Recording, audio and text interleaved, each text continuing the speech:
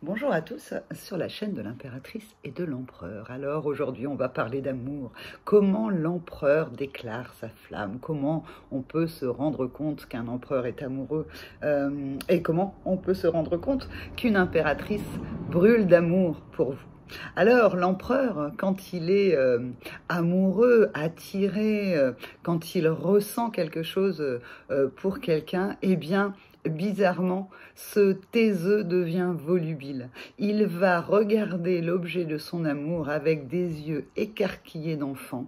Il va être pas forcément dans la parole, il va boire vos paroles. Vous allez devenir aux yeux de l'empereur ou dans ses yeux à lui, la 7e merveille du monde. Vous aurez l'impression que vous êtes en train de lui offrir le monde, d'être comme une espèce de soleil qui brille au-dessus de sa tête, comme si vous veniez d'inventer le fil à couper le beurre, pardon, et même des choses toutes simples. Il vous regardera d'une manière, il vous dira les choses, il vous posera des milliers de questions sur vous pour savoir qui vous êtes, comme si en fait vous étiez une pépite d'or qu'il vient de découvrir dans son petit ami de chercheur d'or. Vous serez à ce moment-là, quand il vous regarde, vraiment quelqu'un d'important à ses yeux.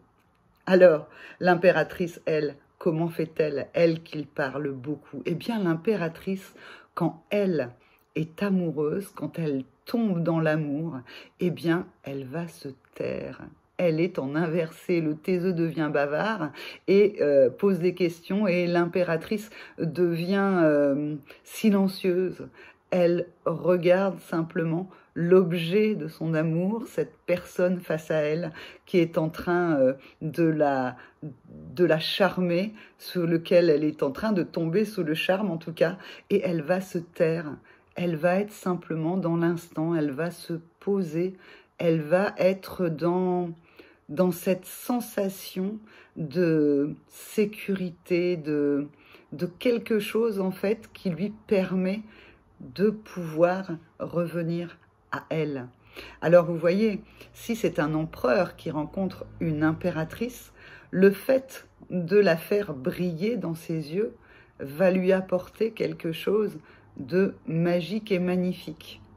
Et puis, l'empereur, si l'impératrice tombe amoureuse de lui, eh bien, il va avoir cette capacité d'écoute dont il a besoin. Le souci, c'est que si vous êtes sur vraiment un empereur total qui rencontre une impératrice totale, eh bien, l'empereur va revenir ensuite dans ses travers, c'est-à-dire qu'il va se taire, il va avoir du mal à agir, il va avoir besoin de se recentrer sur lui pour voir qu'est-ce qui lui arrive. Et de l'autre côté, l'impératrice qui a eu ce temps où elle se taisait, où elle était simplement dans l'écoute, elle va avoir besoin de parler, de communiquer. Et comme en face, c'est quelqu'un qui a besoin de retrait pour pouvoir comprendre ce qui lui arrive, et que l'impératrice a besoin de communiquer pour comprendre ce qui lui arrive, eh bien, parfois, ça donne des empereurs qui rencontrent une impératrice, quelque chose qui est très difficile à vivre. Tout ça, ensuite, prend du temps. L'un va, une fois qu'il aura validé à l'intérieur de lui, revenir vers l'autre qui aura moins besoin de communiquer. Et tout ça va se mettre dans l'équilibre. Donc, un couple, impératrice et empereur, c'est ce qu'il y a de magique et de magnifique.